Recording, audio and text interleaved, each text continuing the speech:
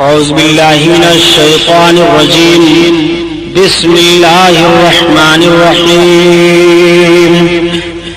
قال الله تعالى في القرآن العظيم والفرقان الحميد: قل يا أيها الناس إني رسول الله إليكم جميعا. صدق الله البصير القدير وصدق رسوله الرشيد النذير والحمد لله رب العالمين. لائق صد احترام علماء اہل سنت، قابل قدر سامعین حضرات، آئیے ہم اور آپ سب سے پہلے اپنے اور ساری کائنات کے مرکزی عقیدت حضور رحمت للعالمین، شفیع المذنبین، رسول گرامی وقار، محبوب پروردگار، دونوں عالم کے مالک و مختار حضور محمد الرسول اللہ صلی اللہ تعالی علیہ وسلم کے دربار پر انوار میں درود شریف کا نذرانہ پیش فرمائیں. پڑھیے بلند آواز سے: اللہم صلی علی سیدنا مولانا محمد معدن الجود والکرم وعلی آلہ وبارک وسلم. صلاۃ و سلام علیک یا رسول اللہ صلی اللہ تعالی علیہ وسلم. حضرات آئیے حسب معمول نعت پاک رسول صلی اللہ تعالی علیہ وسلم کے کچھ اشعار مجھ سے بھی آپ سماعت فرما لیں.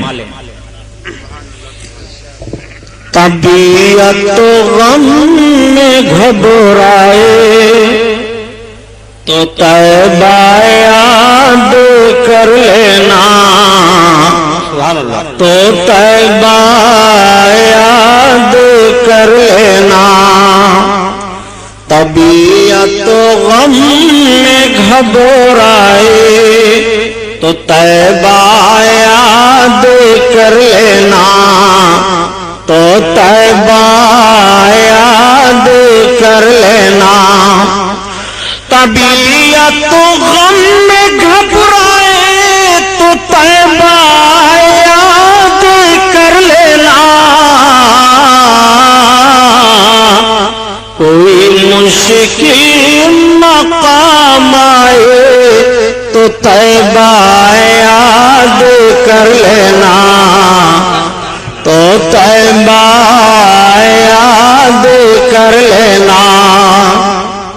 کوئی مشکل مقام آئے تو طیبہ یاد کر لینا، تو طیبہ یاد کر لینا. خزاں کے بعد جب ہریالی پھیلے سرخیاں پھوٹیں، خزاں کے بعد جب ہریالی پھیلے سرخیاں پھوٹیں،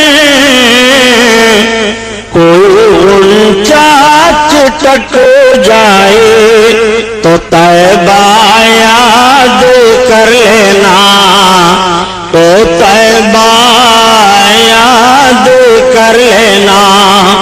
کوئی مشکل مقام آئے تو طیبہ یاد کر لینا، تو طیبہ یاد کر لینا.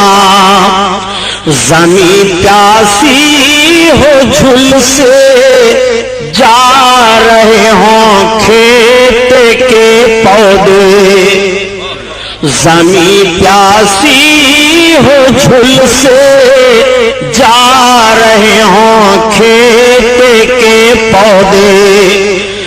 زمین پیاسی ہو جھل سے جا رہے ہوں کھیت کے پودے. اگر پانی برس جائے تو طیبہ یاد کر لینا، تو طیبہ یاد کر لینا. کس شان سے حسان بولے، فدائے حامل قرآن بولے، غلام موتی ایمان بولے، وہ نقطہ رس دقیقہ دان بولے، ادب کا مطلع تابان بولے. وَأَحْسَنَ مِنْكَ لَمْ تَرَقَّتُ عَيْنِي وَأَجْمَلُ مِنْكَ لَمْ تَلِدِ النِّسَاءُ خُلِقْتَ مُبَرَّعًا مِنْ كُلِّ عَيْبٍ کان کا قد خلقتا کما تشاؤ، ہزار بار بشویم دہنز مشکو گلاب، ہنوز نام تو گفتن کمال بے ادبیس۔ حضرات، آج سے 1421 برس کا جائزہ لیا جائے کہ اس دنیا میں اس سے پہلے بھی انسانوں کی کمی نہیں تھی۔ دنیا کے گوشے گوشے میں ابن آدم پائے جا رہے تھے، کوئی ایسا خطہ اور چپا نہیں تھا کہ جہاں پر انسان آباد نہ ہو۔ یہ انسان بجائے ایک معبود حقیقی کی عبادت کرنے کے نہ جانے کتنے معبودان باطل کی پرستش میں مبتلا تھے۔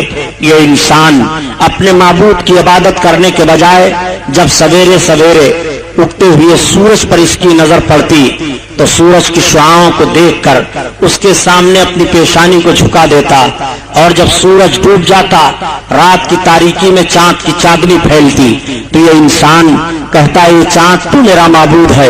جب یہ سمندر کے کنارے سمندر کی لہروں کو دیکھتا تو کہتا تو میرا معبود ہے۔ جب بڑے بڑے پہاڑ کے ٹیلوں پر اس کی نگاہ جاتی تو کہتا تو میرا معبود ہے۔ جب یہ آگ کے شعلوں پر نگاہ ڈالتا تو کہتا تو میرا معبود ہے۔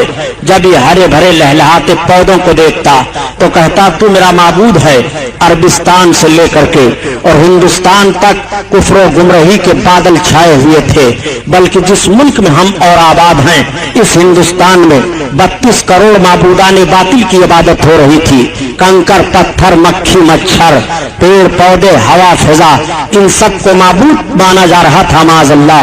یہ انسان اپنے معبود کی عبادت کرنے کے بجائے عبادت کے معاملے میں اتنا ذہن و فکر اعتقاد کی بنیاد پر گر چکا تھا، اخلاقی طور پر انسان اتنا گرا ہوا تھا کہ جس ہندوستان میں ہم اور آباد ہیں اس ہندوستان میں سگی بہنوں کے ساتھ شادیاں کی جا رہی تھی، بچیوں کا بھیٹ چڑھایا جا رہا تھا، لڑکیاں دریاؤں میں ڈالی جا رہی تھی۔ جوان لڑکی کا شوہر مر جاتا تو اسے دوسری شادی کرنے کی اجازت نہیں تھی، بلکہ اس کے شوہر کی چتا پر اس کو یا تو جل بھون کر کے بھسم ہو جانا تھا، اور یا اگر وہ زندہ رہنا چاہتی تو ایک مکان میں اسے قید کر دیا جاتا۔ وہ مکان میں 6 مہینہ تک قید رہتی، ضروریات زندگی اس کے لیے وہیں پیش کیے جاتے، اگر زندہ نکلتی تو اس کے چہرے پر کالک لگا کر کے جانوروں پر بیٹھا کر کے اسے گھمایا جاتا، اور یہ ذہن و فکر دینے کی کوشش کی جاتی کہ یہ منحوس لڑکی تھی۔ اس ہندوستان کا وہ رواج تھا، اور عربستان کا حال تو یہ تھا کہ بعض قبیلوں میں بچیوں کی پیدائش کو بہت منحوس سمجھا جاتا تھا۔ اگر بچی پیدا ہو جاتی تو باپ ماں کی گود سے اس کو چھین لیتا تھا، اور چھیننے کے بعد لے جاتا ایک میدان میں گڑھا کھود کر کے باپ اپنی بچی کو وہیں سلا دیتا، اور اپنے قدم کو اس کے گلے پر رکھ کر کے دباتا، اس کی زبان نکل آتی، وہ بچی چیخ مارتی، باپ کے آنکھوں میں آنکھیں ملاتی، مگر باپ کے آنکھوں سے آنسو گرنے کے بجائے خون ٹپکنے لگتے، اس کے ماتھوں پر غصہ سے پسینہ آ جاتا۔ وہ ظالم باپ اپنے ظالم ہاتھ سے اس بچی کو زندہ درگور کر دیا کرتا تھا۔ یہ ہمیں تاریخ بتا رہی ہے۔ انسان اس بھیانک ماحول میں مبتلا تھا کہ شرافت و تقدس کے ساتھ جیون بتانے کے لیے سب ترس رہے تھے۔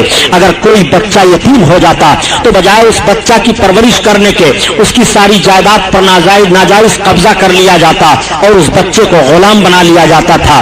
غلامی کی زنجیر میں وہ بچہ جکڑ دیا جاتا۔ عورتیں سسکیاں لے رہی تھی، سماج میں ان کو جینے کا کوئی حق نہیں تھا۔ ایک امیر غریب کو ستاتا تھا، ایک نوجوان غلامی کی زنجیروں میں جکڑا ہوا اپنے جیون کو بتانے کے لیے آزادی کے ساتھ ترس رہا تھا۔ یہ ماحول زندگی کا پایا جا رہا تھا۔ انسان دولت ہوتے ہوئے بھی ناخوشگوار ماحول میں اپنی زندگی کو گزارتا ہوا دکھائی دے رہا تھا۔ عورتیں آہیں لے رہی تھی، بچیاں سسکیاں لے لے کر کے جان جانے آفرین کے سپرد کر دیتی تھی۔ انسان چین و سکون کے ساتھ اپنے جیون کو نہیں بتا پا رہا تھا۔ شراب خوری کی عادت تو اس طرح سے پڑ گئی تھی کہ لقمہ لقمہ پر شراب کی عادت پڑی ہوئی تھی۔ شراب پی کر کے اپنی ضروریات زندگی میں مبتلا ہوا کرتے تھے، اور زنا کرنا اپنے لیے اپنے آپ کو بہادری کا کام سمجھتے تھے معاذ اللہ۔ برائیوں کا بھی بے شمار ماحول تھا، بے حیائیاں پھیلی ہوئی تھی۔ ایک معبود کی عبادت کرنے کے نہ جانے کتنے معبودان باطل معاذ اللہ پوجے جا رہے تھے۔ حضرت عیسیٰ پیغمبر علیہ الصلوۃ والتسلیم نے ایک معبود کی عبادت کا حکم دیا تھا اور نشر فرمایا تھا۔ تعلیم عیسوی کو قریب 500 برس کا عرصہ گزر چکا تھا، مگر بجائے ایک معبود حقیقی کی عبادت کرنے کے 3 معبودوں کے معاذ اللہ قائل ہو گئے تھے۔ خود حضرت عیسیٰ پیغمبر علیہ السلام کو خدا کا بیٹا کہہ دیا تھا، ان کی ماں کو خدا کی بیوی بنا دیا تھا معاذ اللہ۔ تثلیث کے قائل ہو کر کے حضرت عیسیٰ علیہ السلام کے پیغام میں انٹرفیئر کر دیا تھا۔ یہ ماحول دنیا کا پایا جا رہا تھا، اللہ تعالیٰ نے اپنے بندوں پر کرم فرمایا اور اپنے آخری پیغمبر حضور محمد رسول اللہ صلی اللہ تعالیٰ علیہ وسلم کو عرب دیش میں مکہ کی سرزمین پر خاندان قریش میں حضرت عبد المطلب کے گھر حضرت آمنہ خاتون رضی اللہ تعالیٰ عنہا کے بطن اقدس سے اس دنیا میں مبعوث فرمایا۔ جب میرے آقا اس دنیا میں طلوع اجلال فرماتے ہیں، نبی کونین صلی اللہ علیہ وسلم کی آمد و سعادت ہوتی ہے، مکہ کے لوگ حیران رہ جاتے ہیں اس صبح کو دیکھنے کے بعد۔ میرے آقا اس دنیا میں صبح سویرے تشریف لائے، دوشنبہ کا دن تھا، اور جب نبی سویرے تشریف لاتے ہیں تو عقل نے ایک سوال کیا، آخر پیغمبر اسلام سویرے سویرے کیوں آئے؟ مکمل دن کے اجالے میں کیوں نہیں آئے؟ یا مکمل رات کے اندھیرے میں کیوں نہیں آئے؟ تو فوراً عقل نے جواب دیا، سنو، اگر پیغمبر اسلام مکمل رات کے اندھیرے میں آتے تو رات چیلنج کر دیتی ہے، دن تیری کوئی حقیقت نہیں ہے، پیغمبر اسلام ہم نے تشریف لائے ہیں، اور اگر دن کے مکمل اجالے میں میرے آقا تشریف لاتے تو دن کا مکمل اجالا چیلنج کر دیتا، اے رات تیری کوئی حقیقت نہیں ہے، نبی آخر الزمان مجھ میں تشریف لائے ہیں، میرے آقا سویرے سویرے ایسے وقت میں تشریف لا رہے ہیں کہ دن کا اجالا آتے آتے چہرے مصطفیٰ کی زیارت کر لے، اور رات کا اندھیرا جاتے جاتے رخ مصطفیٰ کی زیارت کر لے۔ ایسے ماحول میں حضور محمد رسول اللہ صلی اللہ تعالیٰ علیہ وسلم طلوع اجلال فرماتے ہیں مکہ کی سرزمین پر، اور جب میرے آقا سویرے سویرے مکہ کی سرزمین پر تشریف لائے تو مکہ کی گلیاں مہک رہی ہیں، مکہ کی ہوا فضا مہک رہی ہے، مکہ کے در و دیوار مہک رہے ہیں، مکہ کی شاہراہیں مہک رہی ہیں، مکہ کی وادیاں مہک رہی ہیں، مکہ کی پہاڑیاں مہک رہی ہیں، ہر طرف سے خوشبو آ رہی ہے، ہر طرف ایک عجیب سما بدھا ہوا ہے۔ میرے آقا سویرے سویرے تشریف لائے ہیں، ایک عجیب انقلاب مکہ میں برپا ہوا۔ سارے سرداران مکہ جب سویرے سویرے سو کر کے اٹھتے ہیں اور آ کر کے حرم شریف کے سامنے اکٹھا ہوتے ہیں تو آپس میں بات چیت شروع ہو جاتی ہے۔ کوئی کہہ رہا ہے آج میرا گھر مہک رہا ہے، کوئی کہہ رہا ہے آج میرے گھر پر بیمار میرا باپ تھا بلا دوا کے اچھا ہو گیا ہے، کوئی کہہ رہا ہے ابھی ابھی سویرے میں نے اپنے جانوروں کا جائزہ لیا تو جو جانور دودھ نہیں دے رہے تھے ان کے بھی تھن دودھ سے بھرے دکھائی دے رہے ہیں، کوئی کہہ رہا ہے ابھی ابھی سویرے سویرے میں نے اپنے باغیچوں کا جائزہ لیا تو میں نے دیکھا کہ جو درخت سوکھے تھے وہ ہرے ہو گئے ہیں اور درختوں میں بن موسم کے پھل لگے دکھائی دے رہے ہیں۔ بڑے اچھے انداز سے کہا بیکل بلرام پوری نے، آج للن ہاشم کے آئے دھرتی بھو جیاری، آج للن ہاشم کے آئے دھرتی بھو جیاری، اور بن موسم کے پھل گئے پگیا پھول سج گئی ڈاری، ڈولے خلد کے مست بیلیا چدر مانو